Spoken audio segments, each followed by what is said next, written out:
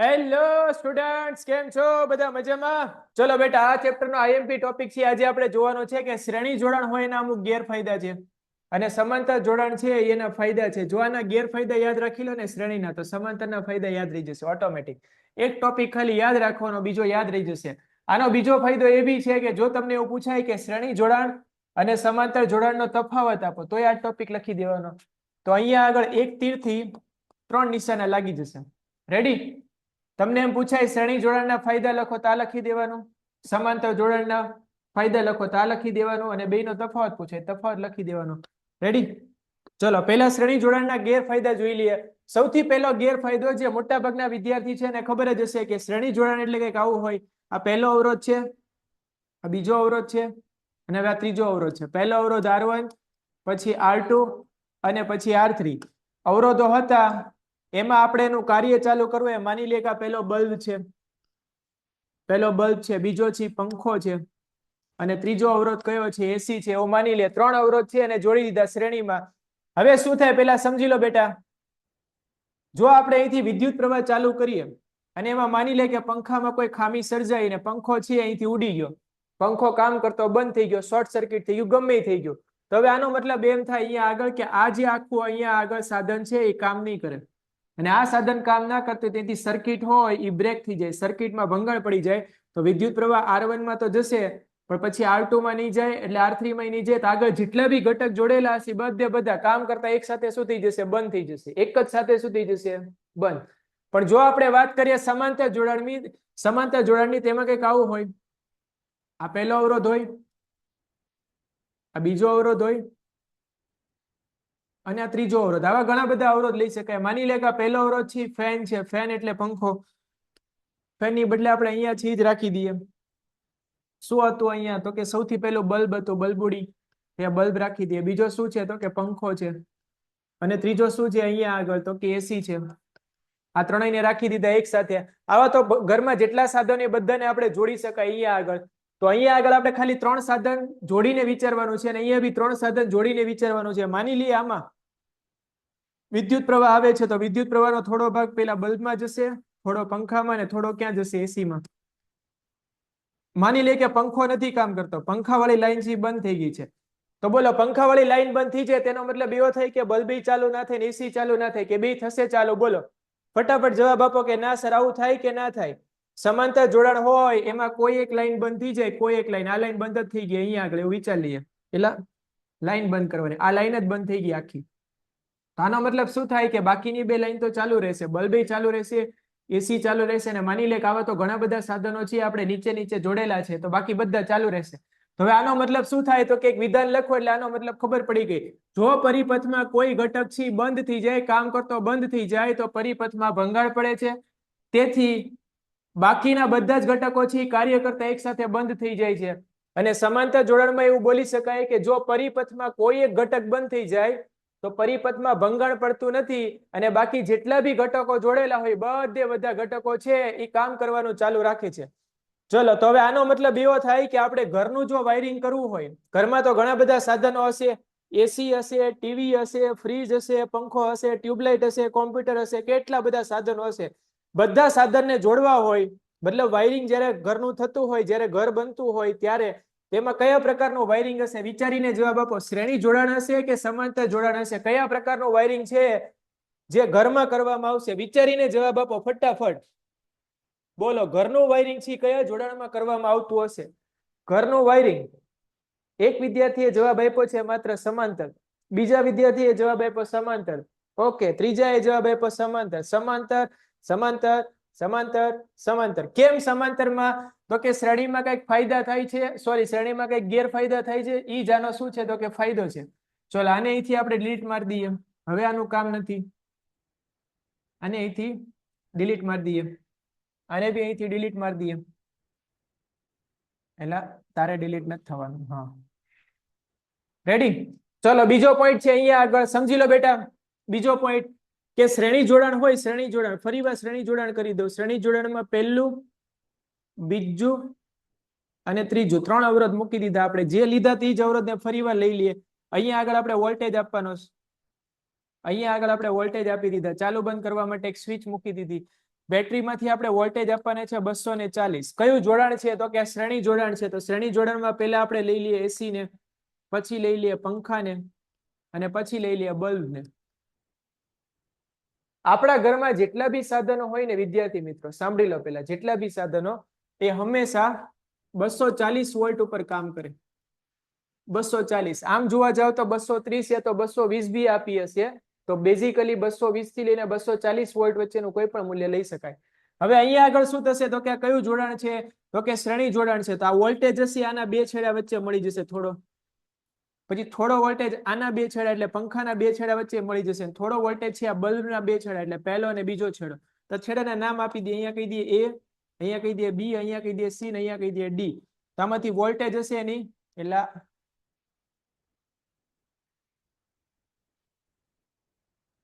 હા વોલ્ટેજ હશે બેટા એમાંથી વહેંચણી થઈ જશે. થોડો વોલ્ટેજ અહીંયા મળી જશે. માની લઈએ કે થોડો વોલ્ટેજ એટલે કેટલો મળે છે 80 વોલ્ટ. આને તે સરખો વોલ્ટેજ મળી ગયો એવું આપણે માની લઈએ 80 વોલ્ટ. અને આને એવું માની લઈએ કે સરખો જ વોલ્ટ મળી ગયો. પણ મેં તમને હમણાં જ કીધું કે આપણા ઘરમાં જેટલા બી સાધનો હોય એ 240 વોલ્ટ પ્રમાણે ડિઝાઇન કરેલા હોય. એને 240 વોલ્ટ મળવા જોઈએ, મળવા જોઈએ અને મળવા જોઈએ. તો બોલો એને 240 વોલ્ટ ના મળે, એનાથી ઓછા વોલ્ટેજ મળે તે બરાબર કામ કરશે કે નહીં કરે? કરશે કે નહીં કરે? અહીંયા આગળ તમે બલ્બ લીધો છે, માની લે કે અહીંયા બલ્બ જ લીધો છે અને અહીંયા બલ્બ જ લીધો છે. તો ત્રણે ત્રણ બલ્બ હોય અને 240 240 240 મળતા હોય તે બરાબર પ્રકાશિત થાય, બરાબર પ્રકાશ ફેંકે નહીતર ના ફેંકે. આ તો હું બલ્બની વાતથી સમજાવું છું. પંખો બરાબર ના ચાલે, એસી બરાબર ના ચાલે એમ બી બોલી શકાય. તો અહીંયા આગળ એવું કહે છે કે વોલ્ટેજ થી દરેક અવરોધમાં વહેંચાઈ જાય છે. પણ દરેક જે અવરોધ હોય, દરેક અવરોધ એને તો મિનિમમ કેટલા વોલ્ટેજ જોઈએ તો કે 240 તો જોઈએ જ. કારણ કે આપણા ઇન્ડિયામાં એટલે કે ભારતમાં, ઇન્ડિયામાં જેટલા બી ઇન્સ્ટ્રુમેન્ટ છે ને આવી રીતે ડિઝાઇન કરેલા છે કે 240 વોલ્ટ ઉપર કામ કરે. 200 ને કેટલા વોલ્ટ ઉપર? 40 વોલ્ટ ઉપર કામ કરે.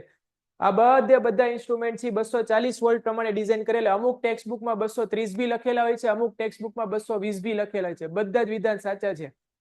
ચલો અહીંયા આગળ જોવા જઈએ તો આવું કઈ બનશે જ નહીં. માની લે કે અહીંયા આગળ પહેલી લાઈન છે, આ બીજી લાઈન છે અને આ ત્રીજી લાઈન છે. ત્રણેય લાઈનને આપણે જોડી દઈએ.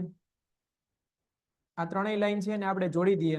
આને આપણે એક્સ કહી દઈએ, આને આપણે વાય કહી દઈએ. આને હવે આપણે સપ્લાય આપી દઈએ એટલે કે બેટરી જોડી દઈએ. બેટરી જોડી દીધી, સ્વિચ એ જોડી દીધી. સ્વિચનું કામ ખાલી ચાલુ બંધ કરવાનું, બીજું કઈ કામ નથી. એટલે વિદ્યુત પ્રવાહ તો ચાલુ થઈ જશે, પણ આપણે વોલ્ટેજ કેટલા આપવાના તો કે 240. અને થોડું ઉપર ખેંચી લઈએ. વોલ્ટેજ કેટલા આપવાના? 240. અને વોલ્ટેજ હંમેશા ક્યાં મળે તો કે બે છેડાની વચ્ચે મળે. આ 240 વાળા બે છેડા ક્યાં જાય છે તો કે એક્સ અને વાય વચ્ચે. તો એક્સ અને વાય કોના બે છેડા છે તો કે R1 નહીં છે, R2 નહીં છે અને R3 નહીં છે. તો બોલો આને તે 240 વોલ્ટ મળશે તો કે હા સર. આને 240 તો કે હા સર. આને 240 તો કે હા સર. તો માની લઈએ કે આઈ બલ્બ છે, આઈ બલ્બ છે ને આઈ બલ્બ છે. તો એની ફૂલ કેપેસિટી સાથે તમને શું આપશે? પ્રકાશ આપશે. તો હવે બે વિધાનને વાંચશો તો તમને ઇઝીલી સમજાઈ જશે આ વસ્તુ કે વોલ્ટેજ દરેક અવરોધમાં વહેંચાઈ જાય છે. તેથી દરેક ઘટક યા તો દરેક અવરોધ પૂરતી કાર્યક્ષમતાથી કાર્ય કરી શકતો નથી. અને આમાં બોલવાનું છે કે દરેક અવરોધના બે છેડા વચ્ચે એક સમાન વોલ્ટેજ મળે છે. તેથી દરેક ઘટક હોય પૂરતી ક્ષમતાથી કાર્ય કરી શકે છે. પૂરતી ક્ષમતાથી શું કરી શકે છે તો કે કાર્ય કરી શકે છે. રેડી? ચલો અહીંયા સુધી રેડી હોય તો આપણે આગળ વધીએ. હવે ત્રીજો પોઈન્ટ, એટલે આ ટોપિક અહીંયા પૂરો થશે. ત્રીજા પોઈન્ટમાં તમારે વાત કરવાની છે કે શ્રેણી જોડાણમાં હોય એમાં અવરોધ હોય એનો સરવાળો થઈ જાય. પહેલો અવરોધ વત્તા બીજો અવરોધ વત્તા ત્રીજો અવરોધ વત્તા ચોથો અવરોધ વત્તા પાંચમો અવરોધ. આવા જેટલા અવરોધ હોય બધાનો ખાલી સરવાળો લેવાનો. એટલે એવું બોલી શકાય કે આમાં જે સમતુલ્ય અવરોધ હોય ને એનું મૂલ્ય હંમેશા વધી જાય. સમતુલ્ય અવરોધ હોય એનું મૂલ્ય શું થઈ જાય? વધી જાય.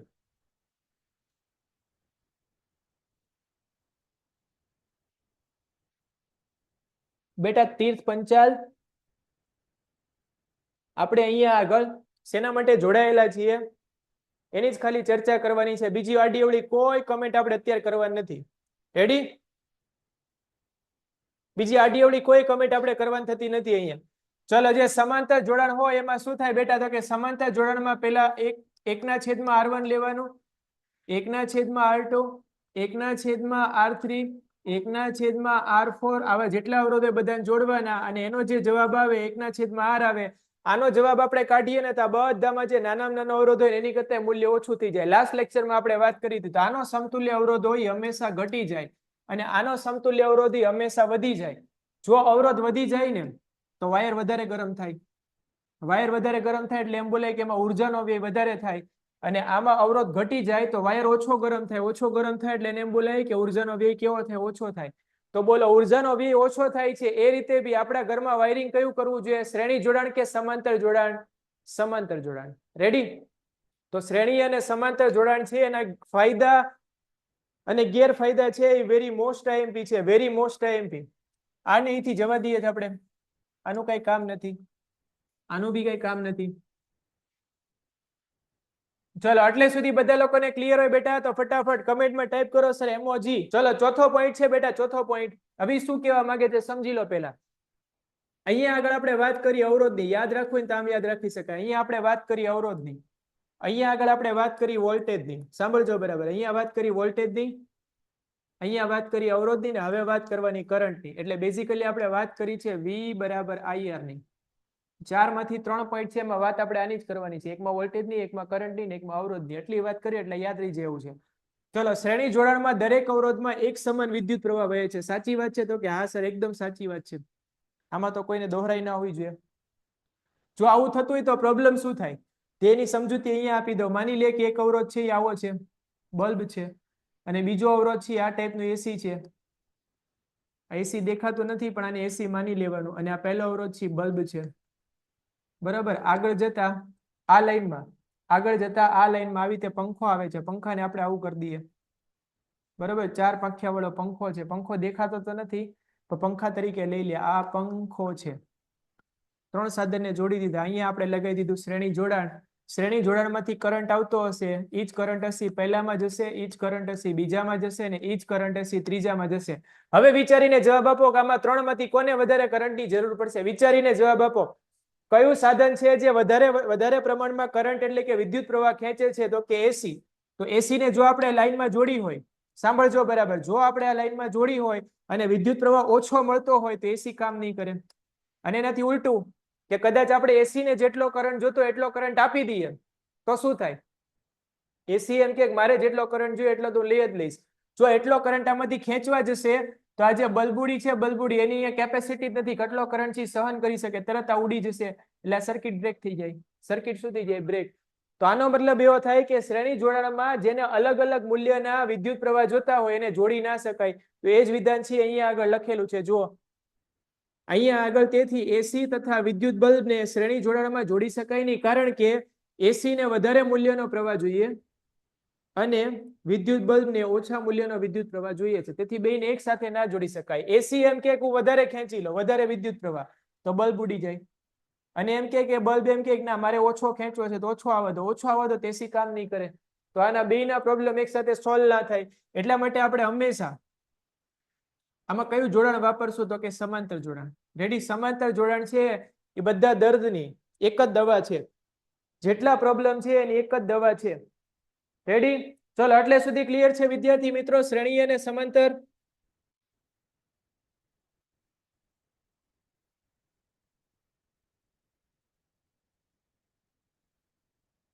એટલે સુધી ક્લિયર છે વિદ્યાર્થી મિત્રો? ડન છે બેટા? આડીઅવળી કમેન્ટ અંદર પાસ નથી કરવાની, નામ સાથે બોલીશું. હવે ચલો હવે પછીનો ટોપિક છે એનું નામ છે પાવર. આપણે 10માની ટેક્સ્ટ બુકમાં 2 પ્રકારના પાવર આવે છે. એક પાવર છે એનું નામ છે લેન્સનો પાવર, બરાબર, અને બીજું આવે છે વિદ્યુતનો પાવર એટલે કે વિદ્યુત પાવર. અત્યારે આપણે ચર્ચા કરવાની છે વિદ્યુત પાવરની. ચલો આને જવા દઈએ. આ ખાલી જાણકારી પૂરતું તમને વાત કરું છું. વિદ્યુત પાવર એટલે શું થાય? તો કે સૌથી પહેલા તેનું સૂત્ર ઠપકારી દઈએ. સૂત્ર છે એ કેવી રીતે લખાય અહીંયા આગળ? તો કે વિદ્યુત પાવર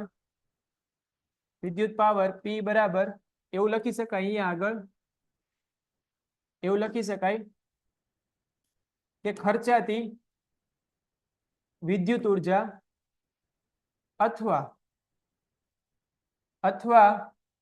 ઉદ્ભવતી ઉષ્મા ઉર્જા. સર આ 2 વખત કેમ લખ્યું? એનું કારણ છે. અને છેદમાં લખવાનો સમય. બેઝિકલી આ ઉર્જા જ છે, બીજું કઈ નથી. આ શું કહેવા માંગે છે સમજી લો. પહેલા માની લે કે કોઈ સર્કિટ છે, નોર્મલ સર્કિટ, બરાબર. આ કોઈ સર્કિટ છે, તો સર્કિટને આપણે ઉર્જા આપી. સર્કિટને આપણે શું કરી? ઉર્જા આપી. ઉર્જા આપી એટલે આ સર્કિટ હશે ગરમ થશે, તેમાંથી શું મળશે? ઉષ્મા ઉર્જા. તો કાં તો જે ખર્ચાતી ઉર્જા હોય એ તમારે લેવાની અંશમાં, અને કાં તો જે ઉદ્ભવતી ઉષ્મા ઉર્જા હોય એ તમારે લેવાની. બેમાંથી કોઈ પણ એક લઈ શકાય, બે સરખી જ હોય, અલગ અલગ ના હોય, બરાબર. જેટલી આપો એટલી જ ઉર્જા ઉત્પન્ન થાય. તમે 8મા 9મા ધોરણમાં ભણ્યા હશો ઉર્જા સંરક્ષણનો નિયમ. ઉર્જા સંરક્ષણનો નિયમ, દળ સંરક્ષણનો નિયમ આવે એવી રીતે ઉર્જા સંરક્ષણનો નિયમ આવે. રેડી? અહીંયા સુધી ક્લિયર છે બધા લોકોને?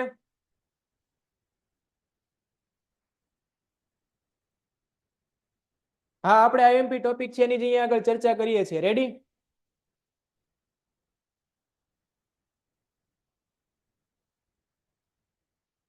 બેટા ગઢવી, હવે આડી અવડી ચર્ચા થઈને તો અહીંયા આ સેશન માંથી તને કાઢી દઈશું. રેડી?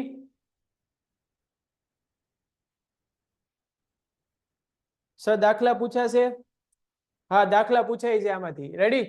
ચલો અહીંયા આગળ જોવા જઈએ તો આ સૂત્ર થઈ ગયું. હવે ઉર્જાનો મતલબ શું થાય? જે વિધાન કહું ની બરાબર સમજી લો. ક્યાંક નોટ કરવું હોય તો નોટ કરી લેજો. આનો મતલબ શું થાય આખા ચેપ્ટરમાં કામમાં આવશે. ઉર્જાનો મતલબ જ થાય કાર્ય. ઉર્જાનો મતલબ જ થાય કાર્ય. ઉષ્મા ઉર્જા હોય એનો મતલબ એ થાય કાર્ય. રેડી? કેમ આ બધા શબ્દોને એક સાથે લખું છું એનું કારણ હમણાં તમને સમજાઈ જશે. જો તમને કેમ દેખાય છે કાર્ય એટલે કોની વાત થાય છે? ઉર્જાની જ વાત થાય છે. અને ઉર્જા એટલે કઈ ઉર્જા? ઉષ્મા ઉર્જા હોય યા તો વિદ્યુત ઉર્જા હોય, કોઈ પણ ઉર્જા હોય, એટલે ઉર્જાની જ વાત થઈ રહી છે. અને જ્યારે બી તમને એમ ખબર પડે કે ઉર્જા અથવા કાર્યની વાત થાય છે તો એને એકમ હંમેશા જૂલ લેવાનો. એકમ કયો લેવાનો? જૂલ. જ્યારે બી તમને એવી ખબર પડે કે ઉર્જાની વાત થઈ રહી છે યા તો કાર્યની વાત થઈ રહી છે એટલે એકમ કયો લઈ લેવાનો? જૂલ. ચલો એટલે સુધી બધા લોકોને ક્લિયર છે? બધા બચ્ચાઓને? તો આને આપણે અહીંથી ઇરેઝ કરી દઈએ. અહીંથી પહેલા ડિલીટ મારી દઈએ. ઓકે છે અહીંયા સુધી? અહીંયા સુધી ઓકે છે? તો બોલો, આપણે આને સૂત્રના સ્વરૂપમાં લખવું હોય તો આમ લખી શકાય. P બરાબર ઉર્જા એટલે કાર્ય, અને સમય એટલે શું થાય? તો કે ટાઈમ થાય. સમય એટલે શું થશે? તો કે ટાઈમ. હવે આગળના લેક્ચરને જો બરાબર યાદ કરશો ને તો એક સૂત્ર હતું. એક સૂત્ર હતું V બરાબર W ના છેદમાં Q. આવું એક સૂત્ર હતું. આ સૂત્રમાંથી W ને કરતા બનાવી દો. W ને તેવું લખી શકાય QV. આ V અને Q અહીંયા ગુણાઈ જશે. તો W બરાબર શું લખાય? QV. ફરી વાર W બરાબર QV. તો અહીંયા લખી દે W બરાબર QV છેદમાં T. કેમ આવ્યું અહીંયા આગળ? તો કે કારણ કે W બરાબર શું થાય? તો કે QV થાય. W બરાબર શું થાય? QV થાય. હવે યાદ કરવાનું અહીંયા આગળ Q ના સૂત્રને. Q નું સૂત્ર કેવી રીતે આવ્યું? તો કે આ રીતે. I બરાબર Q ના છેદમાં T હોય. જો આવું હોય તો Q ને કરતા બનાવી દે તો T અને I બે ગુણાઈ જાય. તો આને એમ બોલી શકાય Q બરાબર IT. Q બરાબર શું બોલી શકાય? IT. ફરી વાર Q હોય ને શું લખી શકાય? IT. તો અહીંયા આગળ લખી દે. Q ની જગ્યાએ લખી દે IT, અને V ની જગ્યાએ V લખી દે, છેદમાં લખી દે T. બોલો, અંશ અને છેદમાંથી શું કેન્સલ થઈ જાય? તો કે T અને T કેન્સલ થઈ જાય. T અને T હોય અને પિક્ચરમાંથી કેન્સલ કરો તો આનો જવાબ આવે I અને V. આ તો એમ લખી શકાય VI. તો તમારે આનું સૂત્ર યાદ રાખવાનું છે વિદ્યાર્થી મિત્રો. P બરાબર VI. સૂત્ર યાદ રાખવાનું છે. P બરાબર VI. પરીક્ષામાં આમાંથી 100% એક ક્વેશ્ચન આવશે ને આવશે. અને હજી આના બીજા બે સૂત્ર બને છે. કેવી રીતે બને છે એની આપણે વાત કરીએ. સમજી લો પેલા અહીંયા આગળ આના પરથી બે સૂત્ર કેમ બને. હવે અહીંયા ઓહમનો નિયમ લગાવવાનો. ઓહમનો નિયમ. ઓહમનો નિયમ કેમ યાદ રાખવાનો તે તમને સમજાયું. તો ઓહમનો નિયમ એટલે એમ કહેવાય કે V બરાબર IR. તો આ નિયમને તમારે બે વાર લગાવવાનો આ જ સૂત્રમાં. કેવી રીતે? તો અહીંયા સમજાવી દઉં. સમજી લો પેલા અહીંયા આગળ P બરાબર સૂત્ર સર હમણાં જ આપણે તાર્યું, વોડાફોન આઈડિયા. સૂત્ર શું છે? Vodafone idea. એવું યાદ નથી રાખવાનું. વોલ્ટેજ અને કરંટ યાદ રાખવા માટે ભલે યાદ રાખી લો. સર સ્ક્રીનશોટ લેવા દો ને. સ્ક્રીનશોટ લેવા દો પેલા જોઈ લો અહીંયા આગળ. સ્ક્રીનશોટ લેવા દો. એકવાર તમારે આમાં V નું મૂલ્ય મૂકવાનું અને એકવાર તમારે I નું મૂલ્ય મૂકવાનું. તો જો આપણે V નું મૂલ્ય મૂકી દઈએ તો V બરાબર IR થાય. V બરાબર શું થાય? IR. તો અહીંયા મૂકી દઈએ તો P બરાબર લખી શકાય IR અને I. તો બોલો આનો જવાબ શું આવે? I ગુણ્યા I એટલે લખી શકાય I²R. તો આપણું આ બીજું સૂત્ર આવી ગયું. સૂત્ર નંબર 2. અહીંયા સૂત્ર નંબર કયો હતો? તો કે પહેલું હતું. તો આપણે અહીંયા ઓહમનો નિયમ જ લગાવ્યો છે. અહીંયા કયો નિયમ લગાવ્યો? તો કે ઓહમનો નિયમ. હવે ફરી વાર આ જ સૂત્ર છે ને ફરી વાર લખી દઉં છું. અહીંયા જોજો બરાબર. તમારે આ સૂત્ર તારવણી નથી કરવાની. અહીંયા જે કરાવું છું ખાલી સૂત્ર યાદ રાખવાનું. P બરાબર VI ફરી વાર લખી દઉં. આ વખતે I ની કિંમત મૂકી ઓહમના નિયમ પ્રમાણે. ઓહમ હતો V બરાબર IR. બોલો આમાંથી I ને કરતા બનાવો. I ને કરતા બનાવો તો R હશે ક્યાં જશે? V ના છેદમાં. તો આમ લખી શકાય V ના છેદમાં R બરાબર I. તો I ની કિંમત હોય ને મૂકવાનું V ના છેદમાં R. તો V એટલે V એટલે શું લખી દો? V અને કૌંસમાં I ની કિંમત લખો V ના છેદમાં R. તો બોલો આ સૂત્ર શું આવી ગયું આપણી પાસે? V ગુણ્યા V એટલે લખી શકાય V સ્ક્વેર છેદમાં R. તો પાવર બરાબર થઈ જાય V સ્ક્વેર ના છેદમાં R. અહીંયા આગળ જે જાણકારી લખી છે આ જાણકારી છે એટલે ક્યાં વહી ગઈ? અહીંયા આગળ જે જાણકારી લે શું પ્રોબ્લેમ છે આને? હા હા અહીંયા જે જાણકારી લખી છે બેટા એમાંથી આપણે ખાલી આ સૂત્ર જ યાદ રાખવાના છે. 3 સૂત્ર પરીક્ષામાં આવશે ને આવશે 100% આવશે. બોલો પાવરનું પહેલું સૂત્ર કયું થાય? પાવર બરાબર VI. Vodafone idea. પાવર બરાબર VI. હવે યાદ કેમ રાખવાનું સમજી લો. પહેલા યાદ રાખવાની ટેકનિક શીખવાડું છું સમજી લો. પાવર લખવાનું કેમ તો લખી દેવાનું VI સર. હાવ ઈઝી છે આ તો. પછી એમ કહેવાનું કે જો I નો સ્ક્વેર કરીએ ને I નો સ્ક્વેર તો R ગુણાકારમાં આવે. અને જો પાવર બરાબર હવે એમ કે V નો સ્ક્વેર કરવો છે V સ્ક્વેર તો છેદમાં R આવે.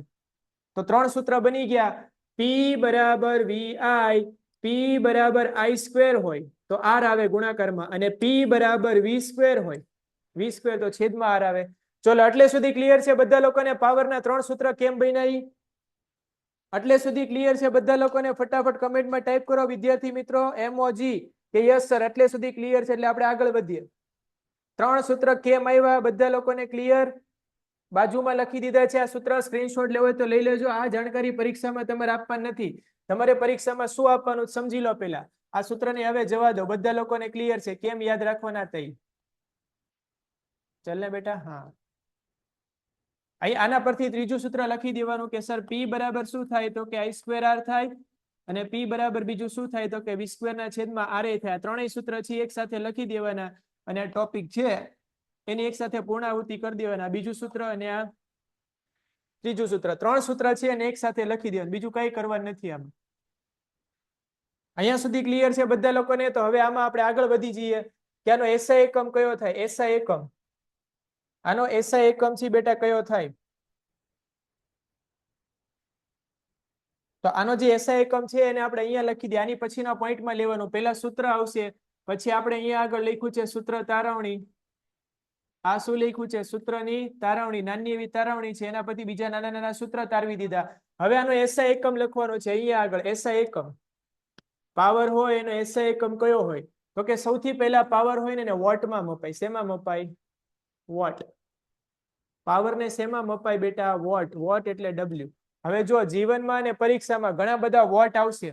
એક વોટ એટલે આ કહેવાય ઇંગ્લિશ વાળું. વોટ એટલે વોટ.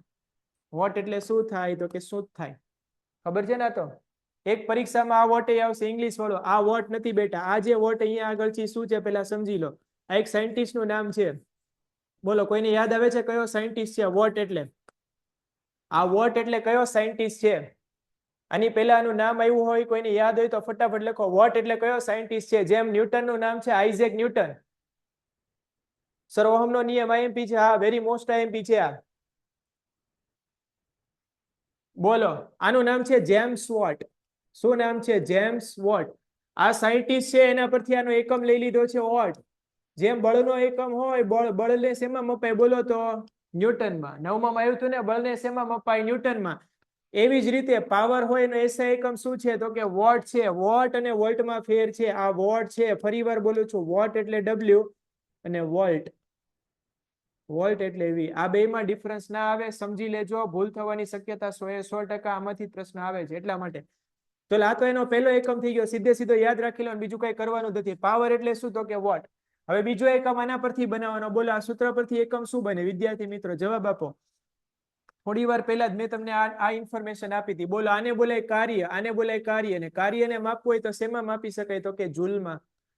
અને ટાઈમ હોય એટલે સેકન્ડમાં મપાય. તો આનો બીજો એકમ કયો બની ગયો તો કે જૂલ પ્રતિ સેકન્ડ. તો આનો બીજો એકમ બની ગયો પાવર નો એસઆઈ એકમ વોટ છે અથવા જૂલ પ્રતિ સેકન્ડ છે. વેરી મોસ્ટ આઈએમપી છે. સ્ક્રીનશોટ લેવો હોય તો લઈ લેજો, પરીક્ષામાં આવે છે. રેડી? પાવર વિશેની આખી ચર્ચા છે એ આપણે અહીંયા આગળ પૂરી કરી દીધી છે અને બરાબર રીતે સમજી લેજો. પછી આના પરના આપણે 1-2 એમસીક્યુ જોઈએ છે. આપણે છોટા છોટા એમસીક્યુ છે જોઈએ છે. સ્ક્રીનશોટ લેવો હોય તો લઈ લો ફટાફટ. પીડીએફ તો બેટા તમને મળવાની જ છે, તો પીડીએફ માં કદાચ આ પ્રકારનું બોર્ડ વર્ક નહીં હોય, એમાં બધી જ વસ્તુ હશે, પણ વાંચીને ડાયરેક્ટ ખબર પડે બી અથવા ના બી પડે.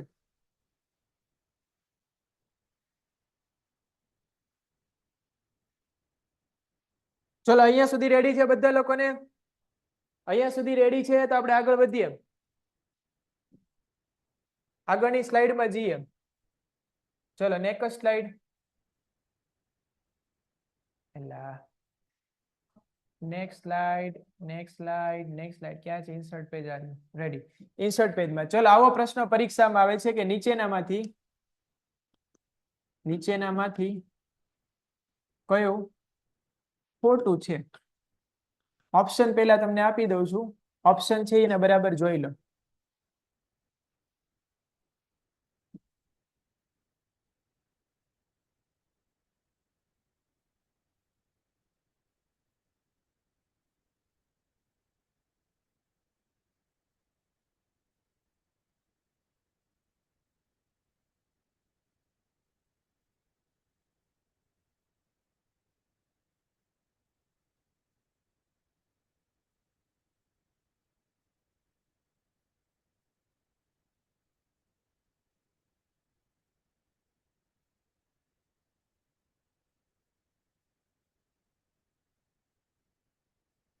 ચલો વિચારીને જવાબ આપો. આમાં મેં તમને ઘણા બધા ઓપ્શન આપ્યા છે.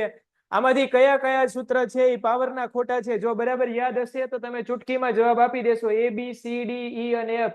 મેં તમને 4 ની બદલે વધારે વિકલ્પ આપી દીધા. એનો મતલબ કે આમાંથી 2-3 સૂત્ર તો ખોટા જ છે. બોલો, સાચા સૂત્ર યાદ હોય તો ખોટા સૂત્ર છે તમે 1 સેકન્ડમાં નક્કી કરી દેશો. સાચા સૂત્ર યાદ હોય ને તો ખોટા સૂત્ર છે તમે 1 જ સેકન્ડમાં નક્કી કરી દેશો. સર આ આવે જ નહીં. તમે કોઈ વાત સાચી છે. બોલો, કોઈ વિદ્યાર્થી લખે છે ખાલી સી, કોઈ લખે છે ખાલી બી, કોઈ લખે છે સી, કોઈ પાછા એ ને સી લખે છે, કોઈ પાછા એફ લખે છે, કોઈ બી અને સી લખે છે.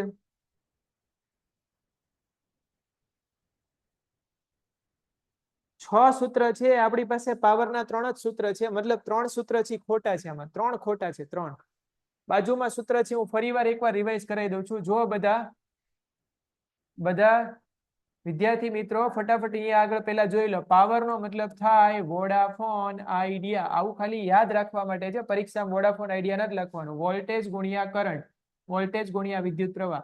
પાવર નું બીજું સૂત્ર છે કે જો આપણે આઈ નો સ્ક્વેર કરી દઈએ તો આર ગુણાકારમાં આવે. અને પાવર નું ત્રીજું સૂત્ર છે કે જો આપણે વી નો સ્ક્વેર કરી દઈએ તો આર ભાગાકારમાં આવે. બોલો, હવે વિચારીને જવાબ આપો કે આ 3 સૂત્ર સાચા હોય તો સાચા કયા છે? તો કે પહેલું આના જેવું દેખાય છે. બોલો, બીજું સાચું સૂત્ર કયું દેખાય છે આમાં? સાચું હોય સાચું સૂત્ર બીજું કયું છે? તો કે આઈ સ્ક્વેર આર, તો કે આર યુ. અને ત્રીજું સૂત્ર વી સ્ક્વેર હોય તો છેદમાં આર આવવું જોઈએ. વી સ્ક્વેર છે તો કે યસ અહીંયા છે, પણ બાજુમાં આર નહીં. આમાં તો વી સ્ક્વેર જ નથી. વી સ્ક્વેર છેદમાં આર, તો કે આ સાચા છે. પણ આપણું વિધાન એવું છે કે આમાંથી ખોટા કયા કયા છે? તો ખોટા કયા કયા આવશે? તો કે બી આવશે, સી આવશે અને બીજું કયું આવશે? એફ આવશે. મેં આમાં તમને 6 ઓપ્શન એટલે આપ્યા કે કારણ કે પરીક્ષામાં તમને 4 જ આપશે ને એમાંથી એમ કહેશે એક ખોટું કયું છે એ નક્કી કરો. સાચા નથી પૂછતા, ખોટું પૂછે છે. એટલે 3 સૂત્ર યાદ રાખવાના છે. પરફેક્ટ યાદ રાખજો તો જ આવડશે, નહીં તો નહીં આવડે. રેડી? ચલો અહીંયા સુધી રેડી છે બધા વિદ્યાર્થી મિત્રોને? તો હવે આપણે મસ્ત મજાનો એક નાનો એવો ટોપિક છે ને નક્કી કરી દઈએ. અને નેક્સ્ટ ચેપ્ટર જે આપણે લેવાનું છે એના નંબરિયા બી અહીંયાથી પાડી દઈએ. નેક્સ્ટ ચેપ્ટર, બરાબર? હવે સમજો, જે વસ્તુ કહું ને એને બરાબર સમજી લો. માની લઈએ કે આ કોઈ પ્રકારનો વાયર છે, વાહક તાર છે. કોપરનો વાયર લઈ લઈએ, તાંબાનો વાયર. કોપરનો આ એક વાહક તાર છે.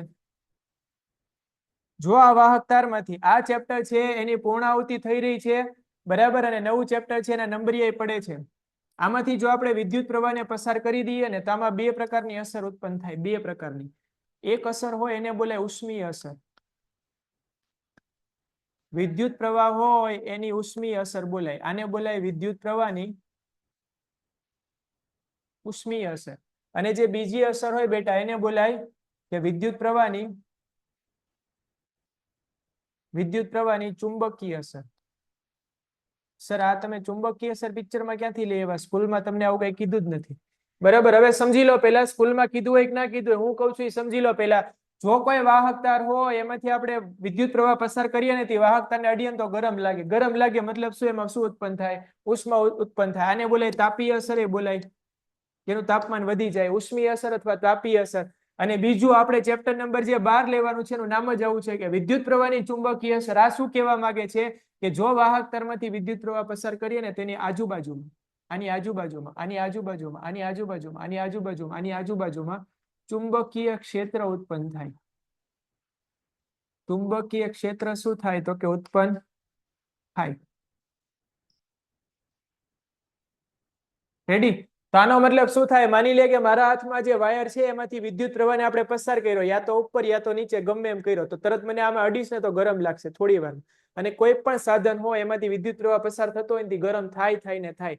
તમારા ઘરમાં કોઈ પણ સાધન એને જોઈ લો, કાં થોડું વધારે થતું હશે કાં થોડું ઓછું, એ સાધન ઉપર આધાર રાખે છે. દાખલા તરીકે ટ્યુબલાઇટ હોય એને અડધી કલાક ચાલુ રાખો, ટચ કરવાની એટલે ખબર પડી જશે. પંખાને ચાલુ રાખો ને અડધી કલાક ટચ કરવાની એટલે ખબર પડી જશે. તો બધા સાધનમાં ઉષ્મીય અસર જોવા મળે. બીજી વસ્તુ કે જો આ જ વાયરમાંથી આપણે વિદ્યુત પ્રવાહને પસાર કરીએ તો આની આજુબાજુ, આની ક્યાં? તો કે આની આજુબાજુમાં શું ઉત્પન્ન થશે? ચુંબકીય ક્ષેત્ર. એટલે આ જે છે ને ચેપ્ટર નંબર આપણું 12 છે. ચેપ્ટર નંબર 12 છે, એના નંબરિયા પડી ગયા. આ જે અસર છે એની નોંધ સૌથી પહેલા લીધી હતી ઓસ્ટેડ નામના વૈજ્ઞાનિકે. એને ખબર પડી ગઈ કે જો બાપુ આપણે આમાંથી પસાર કરીએ વિદ્યુત પ્રવાહને તો આની આજુબાજુ કઈક મળે. શું મળે? તો કે ચુંબકીય ક્ષેત્ર મળે. આ અસર છે સૌથી પહેલા નોંધ કરી હતી ઓસ્ટ્રેડે.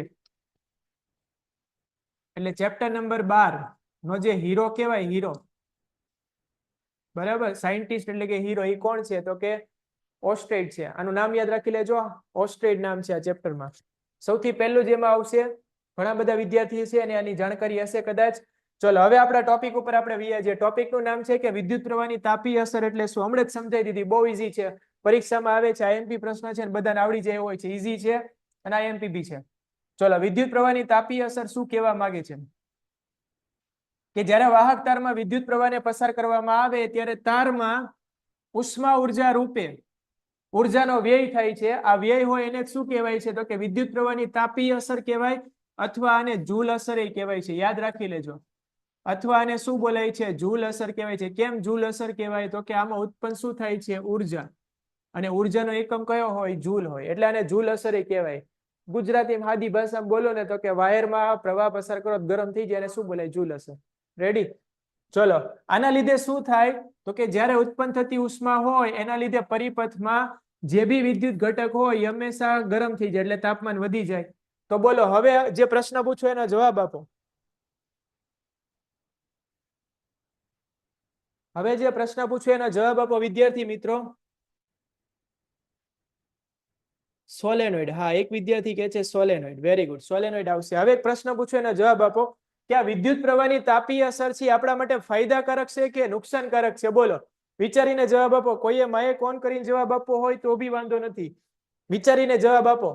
વિદ્યુત પ્રવાહની તાપીય અસર એટલે વાયર ગરમ થાય આપણા માટે ફાયદાકારક છે કે નુકસાનકારક છે? એક વિદ્યાર્થી કે નુકસાનકારક, બે કે નુકસાનકારક, અમુક કે છે બંને, અમુક કે છે ફાયદાકારક, અમુક કે છે ફાયદાકારક. હવે જો આના ફાયદા છે ને આના ગેરફાયદા છે. આના ફાયદા છે ને આના ગેરફાયદા છે. કેવી રીતે તમને સમજાવી દો, ધ્યાનથી જુઓ. અહીંયા આગળ દાખલા તરીકે બલ્બ છે. સૌથી પહેલા આપણે ઉદાહરણ લઈ લઈએ બલ્બનું.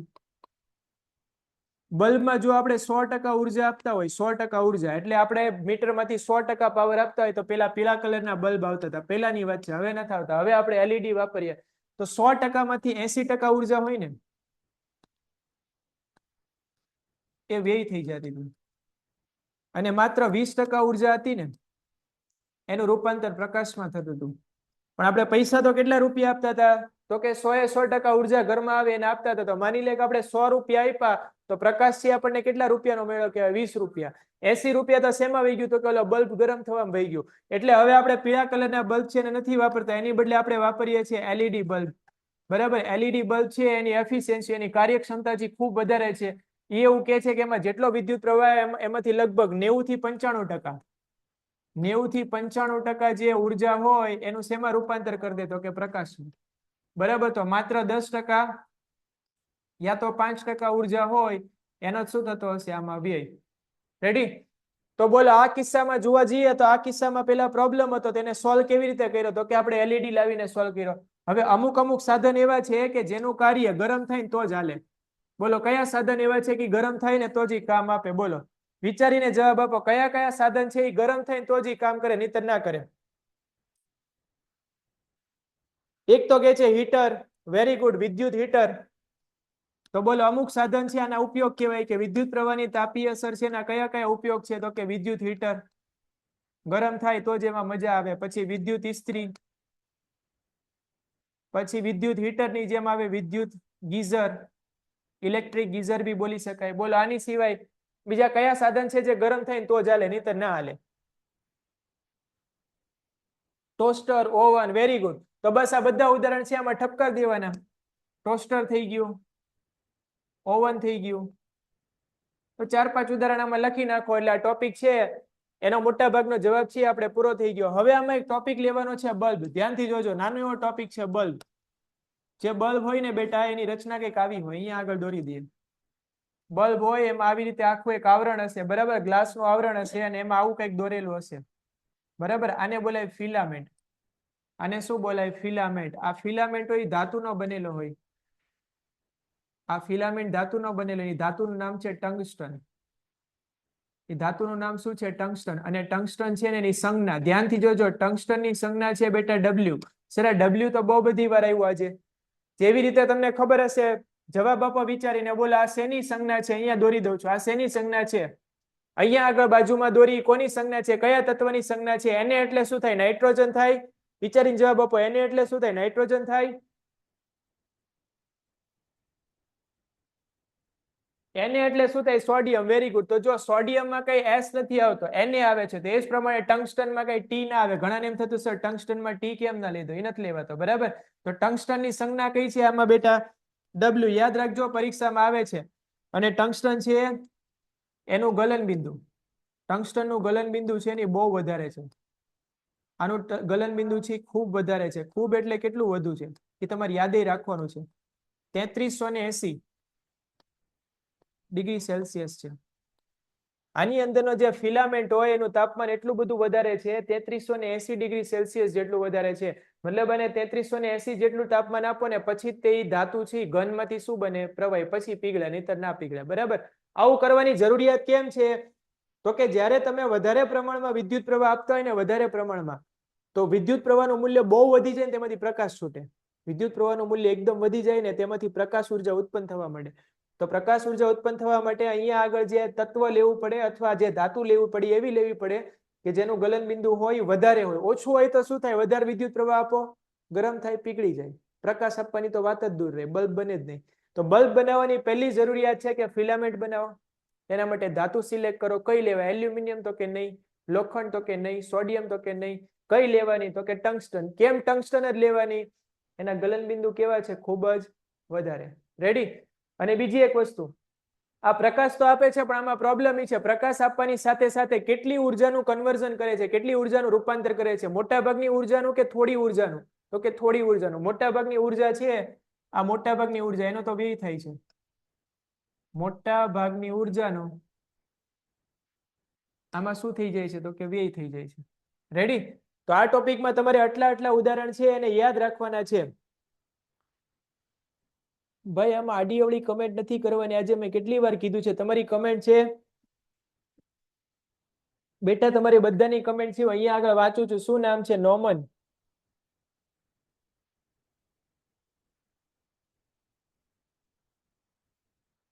મારે એમી છે. શું નામ છે? નોમન.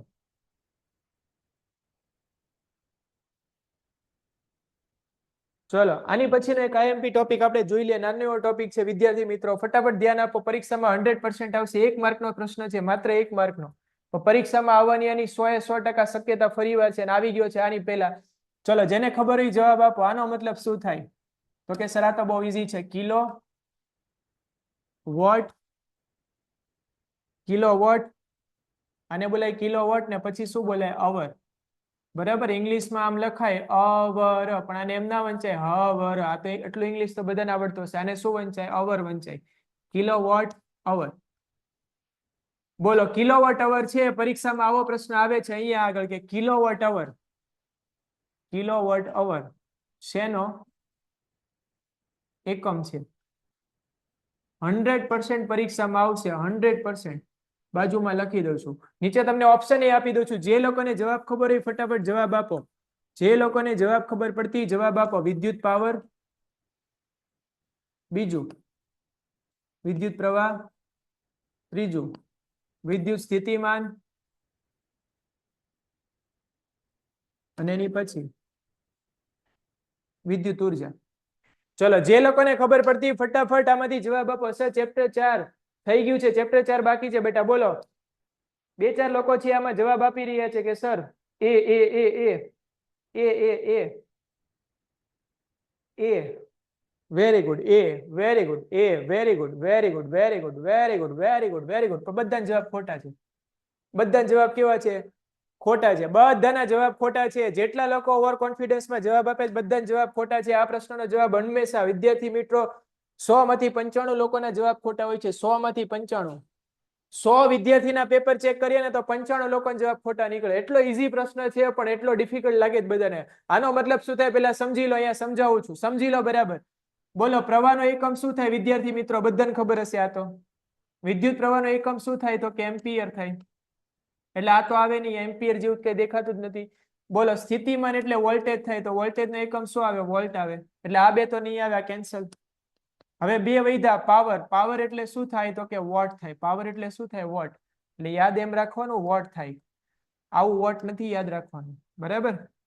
પાવર એટલે શું થાય? વોટ થાય. તો સર અહીંયા વોટ તો છે, વોટ નથી. વોટની આરે શું છે? સમય છે. અવર એટલે સમય. તો આ એકમ કોનો છે બેટા? તો કે વિદ્યુત ઉર્જાનો. પરીક્ષામાં બરાબર યાદ રાખી દેજો કોનો એકમ છે આ? વિદ્યુત ઉર્જા. આઈએમપી પ્રશ્ન છે. અને બીજો આની પરથી બીજો પ્રશ્ન આવો બને છે અહીંયા આગળ કે 1 કિલોવોટ અવર હોય એને બીજું શું બોલાય? તો કે 1 યુનિટ બોલાય. તમારા ઘરે જે બિલ આવે છે એ યુનિટમાં આવતું હશે. કેટલા યુનિટ બેડા? તો કે 20 યુનિટ બેડા, 30 યુનિટ બેડા, 50 યુનિટ બેડા કે 100 યુનિટ બેડા. એ યુનિટ એટલે શું છે? કિલોવોટ અવર જ છે, બીજું કઈ નથી. રેડી? તો જે આપણા ઘરે વિદ્યુત ઉર્જા વપરાય છે ને, વિદ્યુત ઉર્જાનો વ્યવહારિક એકમ છે આ. પરીક્ષામાં પ્રશ્ન પૂછાય છે કે જે વિદ્યુત ઉર્જા હોય એનો વ્યવહારિક એકમ કયો છે? તો કે કિલોવોટ અવર છે, અથવા એનું બીજું નામ યુનિટ છે. આ બે માંથી એક કોઈ પણ યાદ રાખી લેવાનું. તો તમારા માટે બીજો પ્રશ્ન અહીંયા બની ગયો કે આપણા ઘરમાં વ્યવહારમાં જે વિદ્યુત ઉર્જા આવે છે, જે એનર્જી આવે છે, એનો યુનિટ કયો થાય? એનો એસઆઈ એકમ કયો થાય? તો કે કિલોવોટ અવર થશે અથવા યુનિટ થશે. કિલોવોટ અવર અથવા યુનિટ થશે. રેડી? અને હવે આમાંથી ત્રીજો પ્રશ્ન અહીંયા આગળ બોર્ડમાં જે મૂકું છું ને એમાંથી 100% ક્વેશ્ચન આવવાના છે. 100%. જેટલા લોકો છોડીને ગયા છે ને એ બધા લોકો પસ્તાવાના છે. આની પછીનો અહીંયા આગળ પ્રશ્ન નાનો એવો આવે છે. આ પ્રશ્નમાં વિદ્યાર્થી મિત્રો બધા ભૂલ કરે છે કે 1 કિલોવોટ અવર હોય જે ઉર્જા છે. સાચી વાત ને? તો કે હા સર સાચી વાત છે, આ ઉર્જા જ છે, આ બીજું કઈ નથી. તો એમાં કેટલા જૂલ હોય? જૂલ એટલે ઉર્જા જ થાય. મેં શરૂઆતમાં જ કીધું જૂલ એટલે શું થાય? તો કે ઉર્જા થાય. કદાચ આ બાજુ દેખાતું નહીં એવું લાગી રહ્યું છે મને. હા રેડી. ચલો કોઈને ખબર છે? આની પછી આપણે ચેપ્ટર 4 જ લેવાનું છે બેટા. બોલો કોઈને ખબર હોય તો ફટાફટ કમેન્ટમાં ટાઈપ કરો. બોલો આનો જવાબ શું આવશે? 1 કિલોવોટ અવર એટલે કેટલા જૂલ થાય? 1 કિલોવોટ અવર હોય એટલે કેટલા જૂલ થાય? હા, એક બે વિદ્યાર્થી જવાબ લખે છે અહીંયા કે સર 3 નહીં થાય, એટલા થશે. 3.6 ગુણ્યા 10⁶. ધ્યાનથી જોજો, ગુણ્યા 10⁶. અથવા આનો બીજો જવાબ છે કે 36 ગુણ્યા 10⁵. જો પોઈન્ટ હોય તો 6 લેવાના અને પોઈન્ટ ના હોય તો 10 ની કેટલી લેવાની? 5. પરીક્ષામાં બે આવે છે, આમાં ભૂલ થવાની શક્યતા 100% છે. એટલા માટે આ પ્રશ્ન કરાવું છું. આટલો ઈઝી પ્રશ્ન છે પણ પરીક્ષામાં આવે ને એટલે મૂંઝાઈ જશો. આને બરાબર રીતે યાદ રાખી લેજો. 3.6 હોય તો 10⁶ આવે અને પોઈન્ટ કાઢી નાખીએ એટલે 36 થઈ જાય તો 10⁵ આવે. બે જવાબ સાચા છે, એકી ખોટો નથી.